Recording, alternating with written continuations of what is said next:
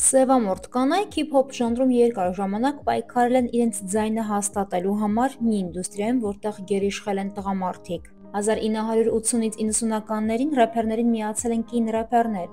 ինչպիսիք են Queen Latifah-ն, ով հանդես էր գալիս հստակ քաղաքական ուղերձներով, եւ Lil Kim-ը, ում սեքսուալ եւ ազատ ինքնաարտահայտումը փոխեց կանանց ներկայացման ձևը ժանրում։ Նիկի Մինաժը, ով 2000-ականների վերջին դարձավ գեր ճանաչված արտիստ, մի կողմից շարունակեց այդ ժառանգությունը իր բազմազան կերպարներով, կատակերգական բառախաղերով եւ կանացիության խաղային ներկայացմամբ։ Բայց միաժամանակ բախվեց նույն համակարգային արտահրավերներին, չընդունվելու համեմատությունների ենթարկվելու հետ։ Կարդի Բին, ի տարբերություն նրա, սոցցանցերի միջոցով հասավ փառքի ներկայացնելով հյութեղ եւ անկեղծ կերպարներ, ինչը լայն արձագանք գտավ աշխատավոր դասի, մասնավորապես լատինական եւ սևամորթ կանանց շրջաններում։ Այս երկու կատարողների միջև առաջացած հակամարտությունը իրականում արտացոլում է շոու բիզնեսի կառուցվածքը, որտեղ միաժամանակ միայն մի թագուհի կարող էր լինել։ Այս մրցակցային մթնոլորտը ոչ միայն խանգարում է համերաշխության գաղափարի ամրապնդմանը, այլև վերարտադրում է հին պառակտող նարատիվներ, նույնիսկ այն կանանց միջև, ովքեր իրականում կիսում են նույն պայքարը։ Ողջույն, բարի գալուստ իմ ալիք, ես Անահիտն եմ։ Այսօրվա հոլովակում խոսելու ենք րեփի երկու թագուհիների՝ Նիկի Մինաժի եւ Կարդի Բիի մասին։ Մինչ հոլովակին անցնելը շնորհակալ կլինեմ, եթե հետևեք ալիք, սեղմեք լայքի կոճակը եւ գրեք մեկնաբանություններ։ Երգչուհի իրական անունը Օնիկա Տանյա Մարաջ է։ Նա ծնվել է 1982 թվականի դեկտեմբերի 8-ին կղզիական պետություն Տրինիդադ եւ Տոբագոյի մայրաքաղաք Պորտո Սպենի արվարձաններում։ Նրա հայրը կիսովչափ աֆրիկացի էր, կիսովչափ հնդիկ, իսկ մայրը մալազիացի։ Նիկին չի սիրում հիշել իր մանկությունը, քանի որ հաճելի հիշողությունները չափից դուրս քիչ են։ Նրա հայրը մոլի հարբեցող եւ թմրամոլ էր։ Նա հարբած վիճակում ծեծել է կնոջը եւ իր դստերը, անգամ հրկիզել սեփական տունը։ Նիկին եւ նրա մայրը հրաշքով են ողջ մնացել։ Ընտանիքը երկար ժամանակ ապրել է աղքատության մեջ։ Նիկի Մինաժը մի քանի տարի ապրել է տատիկի տանը։ Երբ աղջիկը 5 տարեկան էր, մայրը նրան տարել է Queens։ Աղջկան դժվար էր տրվում փոփոխությունը եւ նա մխիթարությունը փնտրում էր երաժշտության մեջ։ Դպրոցում Նիկին սկսել է հետաքրքրվել դերասանական արվեստով։ Այնուհետև սկսել է զարգացնել իր վոկալ կարողությունները։ Նա մասնակցում էր դպրոցական ներկայացումներին, բայց միշտ երազում էր մեծ բեմի մասին։ Մինաժը սկսել է րեփ լսել դեռահաս տարիքում։ Իր առաջին ստեղծագործությունը նա գրել է 11 տարեկանում։ Նիկի Մինաժի դեբյուտային աշխատանքը Playtime is Over mixtape-ն էր, որը թողարկվել էր 2007 թվականին։ Երգչուհին 2 տարվա ընթացքում թողարկել է եւս 2 mixtape եւ արժանացել իր առաջին երաժշտական համաշխարհային մրցանակին՝ UMA-ի տարվա արտիստ մրցանակին։ Рэփեր Lil Wayne-ին դուր է եկել նրա աշխատանքները, այնուհետև երաժիշտը ռիսկի է դիմել եւ պայմանագիր կնքել երիտասարդ Մինաժի հետ։ Շուտով թողարկվել է Մինաժի առաջին ալբոմը Pink Friday-ը, որից հետո նա արթնացել է բառից բուն իմաստով հայտնի։ Your Love single-ը հիթ է դառնում, ինչպես նաեւ Muse Right Through Me-ն։ Այդ պահից Նիկին պարբերաբար տեսահոլովակներ էր ձայնագրում իր գրած երգերի հիման վրա։ Արտիստի արտաքին տեսքը, սկանդալային թվերք ոճի խորեոգրաֆիան, գունավոր մազերը, ընդգծված սեքսուալ կազմվածքը երաժշտական տեսահոլովակներին խելացուցիչ ժողովրդականություն էին բերել։ Ընդհանուր առմամբ 2017 թվականին թողարկվել է Մինաժի 4 տեսահոլովակ։ Ավելի ուշ երգչուհին ներկայացել է տարեկան մինչև 10 տեսահոլովակ։ 11 թվականի ամռանը Նիկին դուետ է ձայնագրել DJ David Guetta-ի հետ։ Նրանց աշխատանքը դարձել է հիթ։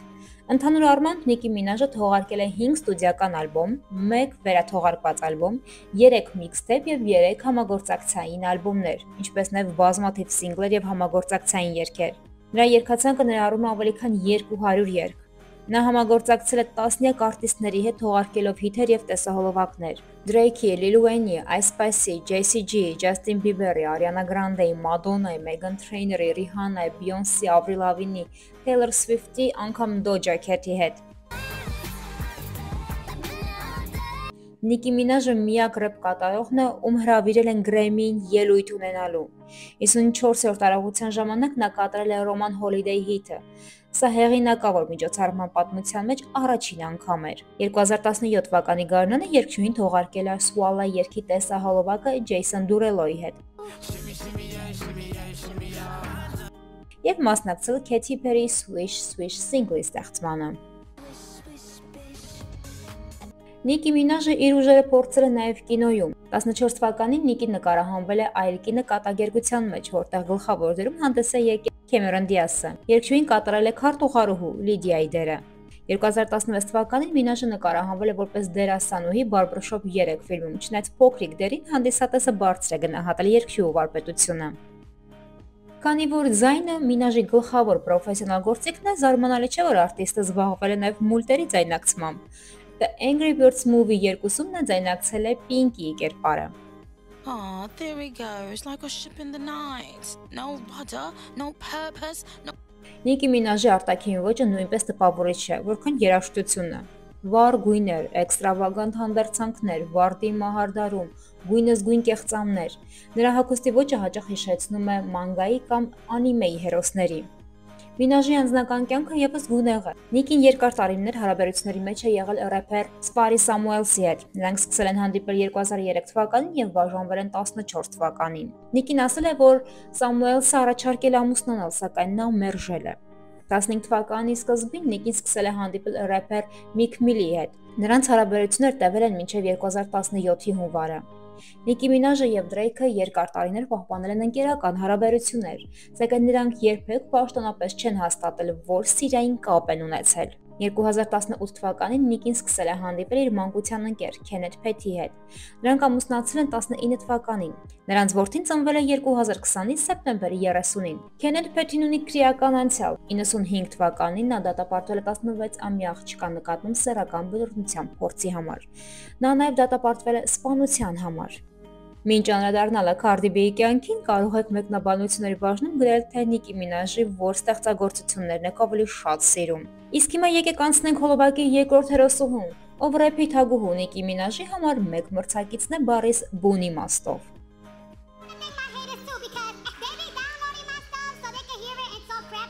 Քարդի Բիի իսկական անունն է Բելկալիս Մարլենիս Ալմանզարը։ Նա ծնվել է 92 թվականի հոկտեմբերի 11-ին Նյու Յորք նահանգի Բրոնքս քաղաքում։ Նրա մայրը Տրինիդադից է, իսկ հայրը դոմինիկյան ծագումներ ունի։ Նրանք տանը խոսել են եւ անգլերեն եւ իսպաներեն։ Իր վաղ տարիներին Քարդի Բին շատ երկար ժամանակ է անցկացրել տատիկի հետ, ով մեծացրել է նրան։ Նրա ծնողներն ամուսնալուծվել են, երբ ապագա աստղը դեռահաս էր, որից հետո նա մտել է վատ շրջապատ։ Այս տարիքում նա ստացել է Բակարդի մականունը, քանի որ նա միշտ քայլում էր իր կրտսեր քրոջ հետ ու մանունը Հենեսի էր։ Դեռահասի մականունը հետագայում դարձել է նրա կեղծ անվան հիմքը։ Դպրոցն ավարտելուց հետո Քարդի Բին աշխատանքի է ընդունվել որպես գանձապահ տեղական սուպերմարկետում Մանհեթնի քոլեջի համար վճարելու համար։ Սակայն նա այդպես էլ չի ավարտել։ Նա նաև հեռացվել է աշխատանքից, սակայն նախկին ղեկավարը նրան խորհուրդ է տվել հարցնել, թե արդյոք փողոցի դիմացի ստրիպտիզ ակումբում տեղեր կան։ Դեռ այն ժամանակ ապագա աստղը շատ տպավորիչ կազմվածք ուներ։ Այլընտրանք չունենալով Քարդին որոշել է լսել նախկին ղեկավարի խորհուրդը եւ դարձել է մերկապարուհի։ Սկզբում Քարդի Բին շատ ամաչկոտ էր եւ նույնիսկ լացել նման աշխատանքը նվաստացուցիչ համարելով, բայց հենց ձողի վրա ապարելը նրան օգնել է հաղթահարել բարդույթները եւ հավատալ ինքն իրեն։ Նա խաբել է ծնողներին, որ կես դրույքով դայակ է աշխատում։ Ավելի գրավիչ դառնալու եւ ավելի շատ գումար վաստակելու համար պարուհին սկսել է աստիճանաբար փոխել իր արտաքինը։ Արդյունքներով նա կիսվել է Instagram-ի իր էջում։ Ավելի ուշ աղջիկը սկսել է կարճ զվարճանալի տեսանյութեր նկարել։ Օգտատերերին գրավել է նրա վառ արտաքինն ու հումորի զգացումը։ 2015 թվականին Instagram-ի աստղը հրավիրվել է Love and Hip Hop New York շոուին, որտեղ նա արագորեն դարձել է գլխավոր հերոսուհիներից մեկը։ Քարդի Բին նկարահանվել է շոուի 2 սեզոններում, բայց հետո որոշել է հեռանալ երաժշտությանը նվիրվելու համար։ Այդ ժամանակ նա արդեն մի քանի հաջողակ սինգլեր ուներ։ Իր կարիերայի սկզբում աստղը թողարկել է թրեքներ հիմնականում այլ երաժիշտների հետ համագործակցությամբ, բայց արդեն 16 թվականի մարտի 7-ին Քարդի Բին ներկայացրել է իր դեբյուտային միքսթեյփը Gangsta Bitch Music Wall 1-ը, որը ջերմորեն ընդունվել է հանդիսատեսի կողմից։ Ուստի արտիստը չի հետաձգել երկրորդ մասի թողարկումը։ Ալբոմը Beat Hip Hop Awards-ում արժանացել է լավագույն միքսթեյփի մրցանակին։ Շուտով երգչուհին պայմանագիր է կնքել Atlantic Records երաժշտական լեյբլի հետ։ Նա պարբերաբար հանդես է եկել համերգներով, նկարահանվել հեռուստատեսությամբ եւ հարցազրույցներ է տվել։ Այս ամենը թույլ է տվել նրան ուշադրություն գրավել Bodak Yellow սինգլի թողարկման վրա, որն ակնթարթորեն հիթ է դարձել չարթերում։ Երգչուհու դեբյուտային ալբոմը ավելացվել է նրա դիսկոգրաֆիայում 2018 թվականին։ Դրա համար Cardi B-ն արժանացել է Grammy մրցանակաբաշխության լավագույն ռեփ ալբոմ մրցանակին, իսկ Variety և The New York Times-ի քննադատներն այն անվանել են հազարամյակի լավագույն թողարկում։ Հետագայում рэփերը ներկայացրել է ևս մի քանի սինգլեր համագործակցելով սիրված կատարողների հետ, ինչը միայն մեծացրել է հետաքրքրությունը նրա աշխատանքների նկատմամբ։ Երկրպագուները հիացած են Girls Like You երգով, որը ձայնագրվել էր Maroon 5-ի հետ։ Իսկ I Like It բոցարշունչ ստեղծագործությունը բարձրացել էր ԱՄՆ-ի չարթերի առաջին հորիզոնականները։ Այն ստեղծվել էր Bad Bunny և J Balvin-ի մասնակցությամբ։ Cardi-ն չի թաքցնում, որ իր գրավիչ մարմինը ոչ միայն մարզասրահ այցելելու արդյունքն է, այլև վիրաբույժների վաստակը։ Դեռևս Striptease ակումբում աշխատելու ժամանակ Cardi B-ն այցելել է ստորգետնյա կլինիկա, որտեղ նա մեծացրել է իր հետույքը։ Ավելի ուշ նա դանակի տակ է պառկել շտկելու կրծքի ծավալը։ Oh my God, what is that? Oh my God, what is that?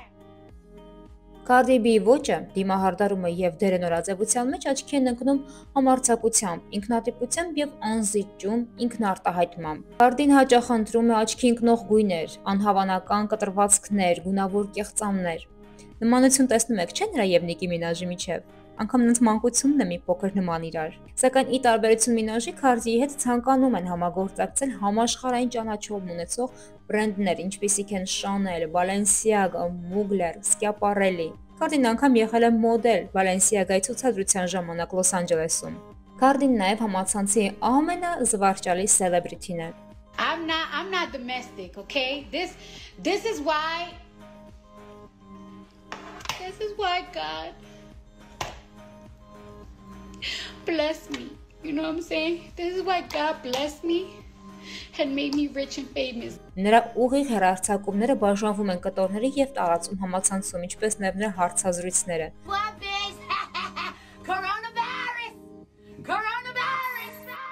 Նրա ամենահայտնի հարցազրույցը մեքենաների մասին է։ Թե ինչպես է նա հպարտանում, որ ունի ամենավերջին կարգի մեքենաները, բայց վարել չգիտի։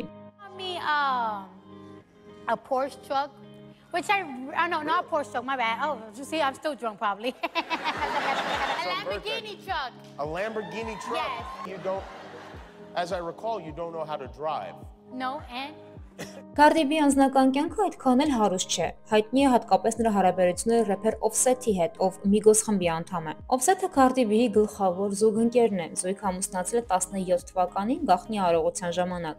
Նրանք ունեն 2 երեխա։ Զույգը մի քանի անգամ բաժանվել ու վերամիավորվել է, սակայն այս ընթացքում հիմնական զուգընկերը եղել է միայն Offset-ը։ Cardi B-ն չի ունեցել պաշտոնապես հաստատված այլ լուրջ զուգընկերներ հանրային ուշադրության կենտրոնում։ Սակայն 2025 թվականի մայիսին Cardi B-ն և NFL խաղացող Stefon Diggs հրապարակայնացրել են իրենց հարաբերությունները, հայտնվելով միասին NBA-ի play-off խաղում։ Այս քայլը տեղի ունեցել Cardi B-ի և Offset-ի միջև ընթացող բաժանման գործընթացի ֆոնին։ Cardi B-ն իր կարիերայի ընթացքում ներգրավել է մի շարք սկանդալների և իրավական խնդիրների մեջ։ 18 թվականին Cardi B-ն մեղադրվել է 2 բարմենների վրա հարձակվելու մեջ, ենթադրել, որ նրանցից մեկը հարաբերություններ ունի իր ամուսնու Offset-ի հետ։ Նա մեղավոր է ճանաչվել 3-րդ աստիճանի հարձակման և 2-րդ աստիճանի անզգույշ վտանգի ենթարկման մեջ, դատապարտվելով 15 օր հասարակական ծառայության։ 2019 թվականին Cardi B-ն խոստովանել է, որ իր մերկապարուհի աշխատելու տարիներին թմրանյութերով թունավորել և կողոպտել է տղամարդկանց։ Նա նշել է, որ դա եղել է իր գոյատևման միջոցը։ Արժանացել է քննադատության նաև երկրպագուների կողմից։ Սակայն սրանք միայն ծաղիկներ են համեմատած 2 рэփ փիթագույի տիտղոսի համար պայքարող արտիստների միջև եղած սկանդալներին։ 2017 թվականին Migos խմբի Motorsport երգում Cardi B-ն և Nicki Minaj-ը հանդես են եկել որպես հյուրարտիստներ, սակայն երգի թողարկումից հետո երկուսի միջև լարվածություն է առաջացել կապված երգի տարբերակների և երգի տողերի փոփոխությունների հետ։ Cardi B-ն պնդում է, որ Nicki Minaj-ը փոխել է իր տողերը իրեն վիրավորելու նպատակով, մինչդեռ Nicki Minaj-ը հերքում էր այդ մեղադրանքները։ 2018 թվականի սեպտեմբերին Harper's Bazaar Icons երեկույթի ժամանակ Cardi B-ն փորձել է ֆիզիկապես հարձակվել Minaj-ի վրա, նետելով իր կարմիր բարձրակույն կոշիկը Nicki-ի վրա։ Դեպքից հետո Cardi B-ն Instagram-ում հայտարարել է, որ Նիքի Մինաժը վիրավորել է իր մայրական կարողությունները, հավանություն տալով վիավորական մեկնաբանություններին։ Դեպքից հետո Նիքի Մինաժը իր գույն ռադիոշոուում անդրադարձել է միջադեպին, իսկ Cardi B-ն Instagram-ում հրապարակել մի շարք տեսանյութեր, պաշտպանելով իրեն եւ մեղադրելով Նիքի Մինաժին։ Նրանք փոխադարձաբար առաջարկել են լուծել վրեժը։ Մինաժն առաջարկել է երաժշտական մրցույթ, իսկ Cardi B-ն ֆիզիկական բախում։ 2024 թվականին Cardi B-ն հրապարակել է ֆոտոշարք, որտեղ ֆոնի վրա երևում է պեդոֆիլ մանկապիղծ բառը։ Սոցիալական ցանցերում օգտատերերը ենթադրել են, որ սա ուղղված է Նիքի Մինաժի ամուսնուն, Քենեթ Փեթին, ով գրանցված սեռական հանցագործ է։ Cardi B-ն հերքել է այս մեղադրանքը, նշելով, որ ֆոտոշարքի վայրը պատահական են տրվել։ Նիքի Մինաժի ամուսինը Քենեթ Փեթին 24 թվականին դատապարտվել է տնային կալանքի Cardi B ամուսնուն Offset-ին սպառնալու համար։ Այս միջադեպը եւս մեկ անգամ ընդգծել է երկու рэփերների ընտանիքների միջև եղած լարվածությունը։ Վերջապես նրանք երկուսն էլ հայտարարել են, որ ցանկանում են ավարտել վեճը եւ կենտրոնանալ դրական բաների վրա։ Հուսով եմ, որ այդպես կլինի։ Չնայած սկանդալները երկուսին էլ պահում են բարձր հորիզոնականների վրա եւ նրանց մասին ավելի շատ խոսում են, նրանց ձայնասկավառակները ավելի շատ են վաճառվում։ Վատ PR-ն էլ է PR։ Դե ինչ, շնորհակալ եմ հոլովակը մինչև վերջ դիտելու համար, կարող եք մեկնաբանություններում գրել, թե Cardi B-ի որ ստեղծագործություններն եք շատ սիրում, եւ այսպեսի մի հարց. դուք ավելի շատ սիրում եք Cardi B-ին, թե Նիքի Մինաժին։ Շնորհակալ եմ մինչև վերջ ինձ հետ մնալու համար, լավ մնացեք, մենք շատ շուտով կհանդիպենք։